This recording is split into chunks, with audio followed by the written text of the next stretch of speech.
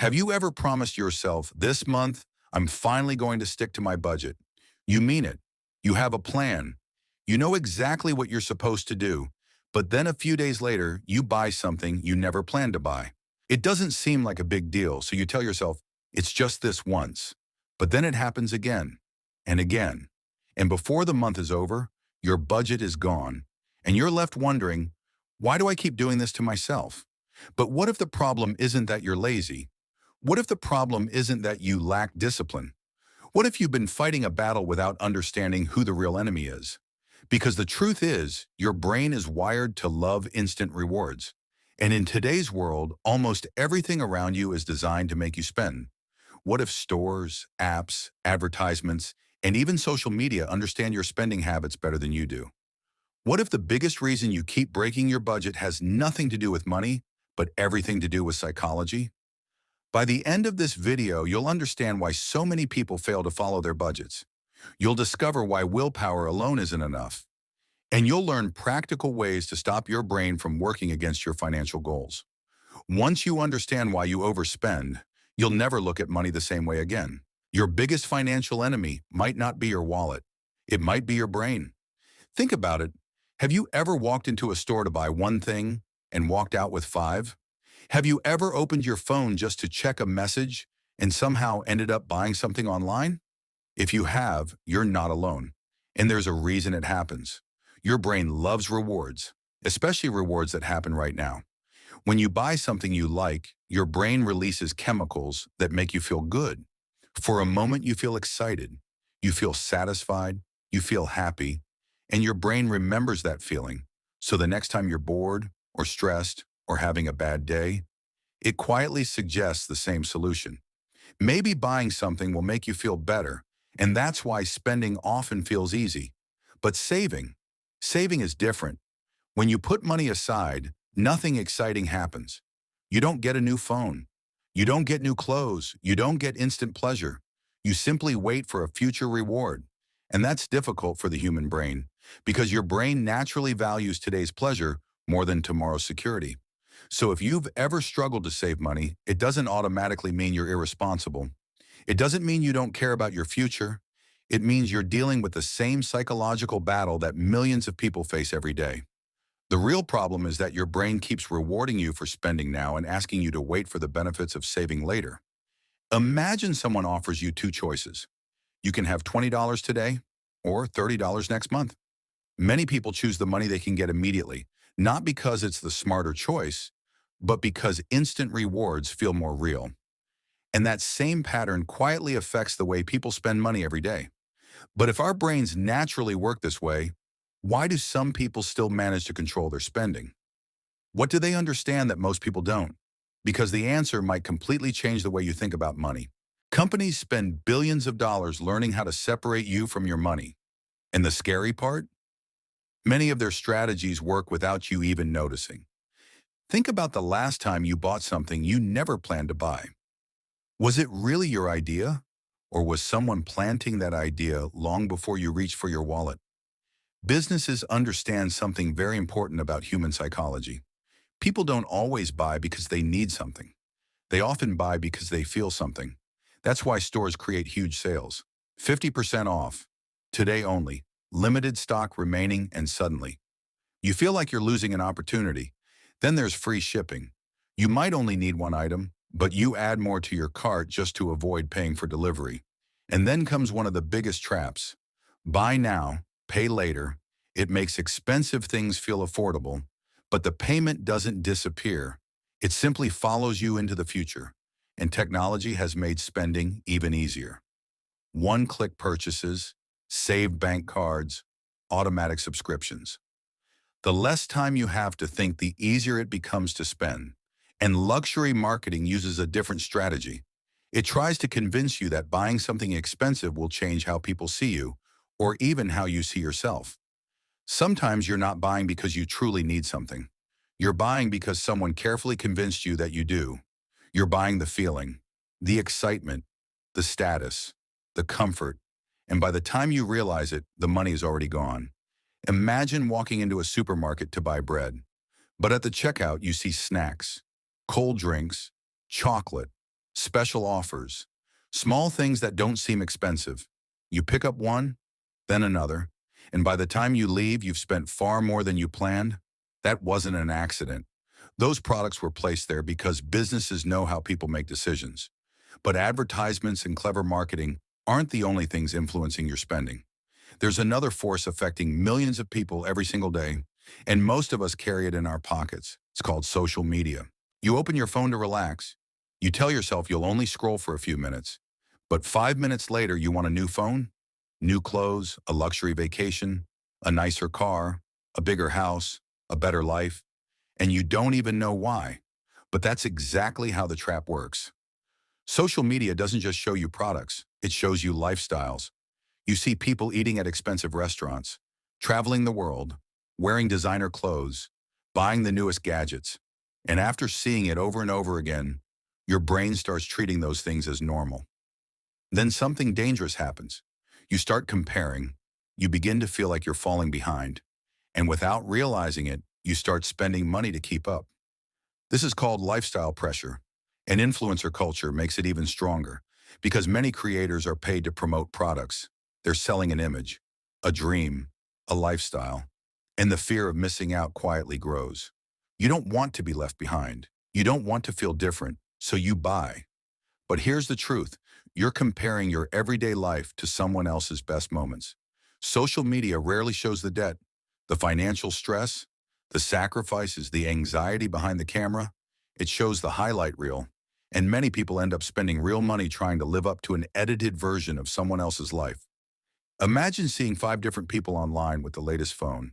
Suddenly, the phone in your hand starts feeling old, even though it still works perfectly. Nothing changed about your phone. The only thing that changed was what you saw. Have you ever bought something because everyone else seemed to have it? Or because you didn't want to feel left out? If you have, you're far from alone. But here's something even more surprising. Even when there are no advertisements, no influencers, and nobody is telling you what to buy, you can still become your own worst enemy. Because sometimes the pressure to spend doesn't come from the outside. It comes from your own emotions. Some people shop when they're happy. Some people shop when they're sad. Some people shop when they're stressed. And some people shop simply because they're bored. The strange part? Many people don't even realize they're doing it. They think they're buying a product, but often they're trying to change a feeling. Think about a stressful day. Work didn't go well. Things aren't going as planned, so you tell yourself, I deserve something nice. Maybe it's food. Maybe it's online shopping. Maybe it's a small purchase that makes you feel better for a few minutes. That's stress spending. But stress isn't the only trigger. Sometimes people spend because they want to reward themselves. I worked hard this week. I earned this. That's reward spending. And then there's boredom spending. You weren't looking for anything. You opened an app, started scrolling, and suddenly something caught your attention. A few taps later, you've spent money. And then there's comfort spending. Buying something because it creates a temporary feeling of happiness, security, or excitement. The problem is, those feelings usually don't last very long. But the bill often does. Sometimes people aren't buying products. They're buying feelings. They're buying comfort. They're buying excitement. They're buying relief. They're buying the hope that one small purchase will make a difficult day feel better. But once that feeling disappears, they often start looking for the next purchase. And little by little, that habit quietly breaks the budget they worked so hard to create. Have you ever had a bad day and decided to order food even though there was food at home? Or bought something online and a few hours later wondered, why did I even buy that? That's not unusual. It's something millions of people experience. The biggest spending battles rarely happen in stores. They happen in moments of stress, in moments of loneliness, in moments of boredom, and in moments when emotions make decisions before logic has a chance to speak. So if emotions can be stronger than logic and stronger than good intentions, does that mean willpower is enough to fix the problem? Or is there a reason so many people keep breaking their budgets even when they genuinely want to change? If self-control was enough, nobody would ever break a budget. Nobody would ever overspend. Nobody would ever regret buying something they didn't need. But that happens every single day. And it's not because people are weak. It's because willpower has limits. Think about the number of decisions you make every day. What should I eat? Should I order food or cook at home? Should I buy this now or wait? Should I renew this subscription? Should I click add to cart? Every decision uses a little bit of mental energy, and as the day goes on, that energy slowly runs out. This is called decision fatigue. The more choices you have to make, the harder it becomes to make good ones. That's why many people are more likely to overspend when they're tired, or stressed, or overwhelmed. But there's something even more powerful than motivation: your environment. If unhealthy snacks are sitting on your kitchen table, you're more likely to eat them. And if shopping apps are always one tap away, you're more likely to use them. Your environment quietly shapes your behavior. And over time, your habits become stronger than your emotions. Because habits don't ask for permission. They simply repeat what you've done before. The people who manage money best aren't always stronger. They aren't always smarter. And they don't always earn more. They often make fewer difficult decisions. They automate their savings. They avoid unnecessary temptations. They build routines that make good choices easier. Because successful money habits don't depend on feeling motivated every day. They depend on having a system. Imagine two people who both want to save money. One relies on self-control. Every day they fight the temptation to spend. The other removes their shopping apps, automates their savings, and waits 24 hours before making big purchases. Who do you think has the better chance of succeeding? Usually it's the person with the better system. If you've ever broken your budget, it doesn't automatically mean you failed. It may simply mean you were depending on willpower, when what you really needed was a system that could support you on difficult days. So if trying harder isn't the answer, and if willpower eventually runs out, then what simple habit can help you stop unnecessary spending before it happens? Because one small pause can completely change the way you use your money. One simple habit can stop hundreds of bad purchases. And it doesn't require earning more money. It doesn't require a bigger budget. And it doesn't require superhuman self-control. It requires one thing: a pause. Because many financial mistakes don't happen after hours of thinking. They happen in a few seconds. Think about the last thing you bought on impulse. How long did you actually think about it? 30 seconds? 10 seconds? Maybe you didn't think about it at all. That's why one of the simplest money habits is called the 24-hour rule. Instead of buying something immediately, you wait 24 hours, and during that time, you ask yourself three simple questions. Do I really need this? Will I still want this tomorrow? And most importantly, does this move me toward my goals or away from them? Because sometimes what feels urgent isn't actually important. And something interesting happens when you wait. The excitement starts to fade. The pressure disappears. And many things that once felt like necessities, suddenly it became optional. Waiting doesn't stop you from buying things you truly need. It simply protects you from buying things you'll later regret. Imagine you're scrolling through your phone. You see a pair of shoes on sale. Limited time offer. Only a few left. You feel the pressure to act immediately, but instead of buying them, you wait until tomorrow. The next day, you look at them again, and you realize you didn't actually need them. You only wanted them at that moment. That one pause just saved you money. Think about a purchase you've regretted. Maybe it was clothes, a gadget, an online order, or something you barely used after buying it. Now ask yourself, if you had waited just one day, would you still have bought it? A few minutes of patience can save months of regret, because many financial problems don't come from one huge mistake. They come from small emotional decisions made too quickly. And every unnecessary purchase is money that could have gone towards something that truly matters to you. You don't have to say no to everything. You just have to stop saying yes to everything. Giving yourself time to think is one of the simplest ways to take back control of your money. But even the 24-hour rule isn't the biggest secret, because some people don't have to fight these spending battles as often as everyone else. They've built something much stronger than motivation.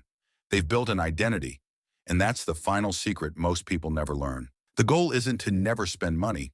The goal is to spend money with purpose. Because being good with money doesn't mean saying no to everything.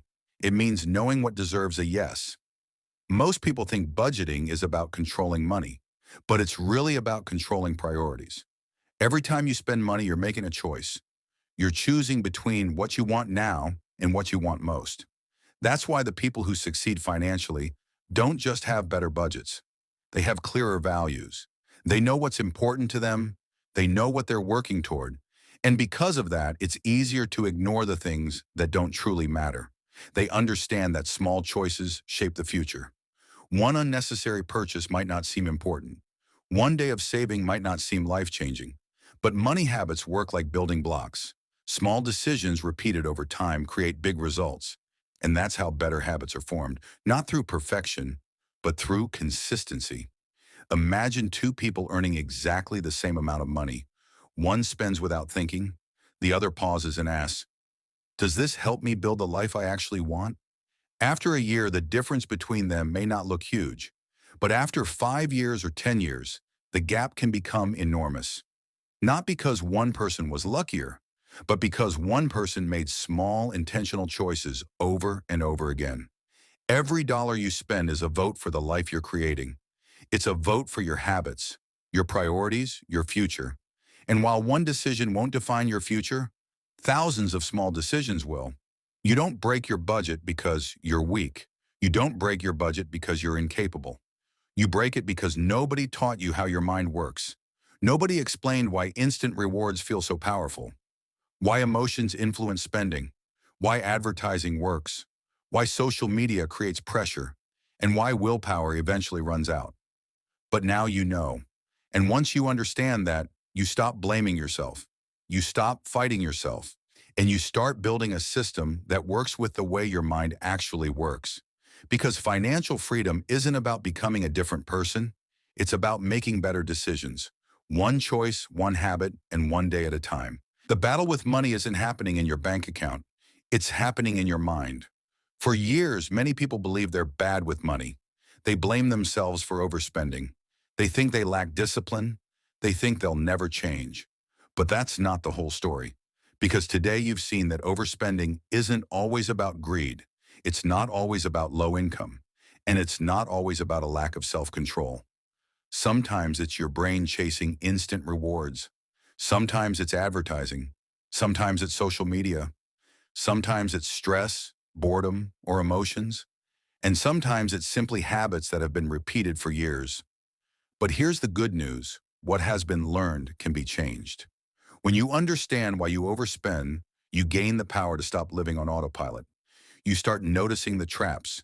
You pause before making decisions. You stop letting emotions control your wallet. And you begin making choices that serve the future you want. Not overnight, not perfectly, but one decision at a time. One purchase at a time. One habit at a time. Because financial change rarely comes from one big moment. It comes from hundreds of small decisions that slowly change your life. And remember this, you don't have to win every spending battle. You just have to become a little more aware than you were yesterday. Because the moment you stop spending without thinking and start spending with purpose, you're no longer just following a budget, you're building a different future. If this video made you realize that overspending isn't just about money, but about the way our minds make decisions, then this is only the beginning.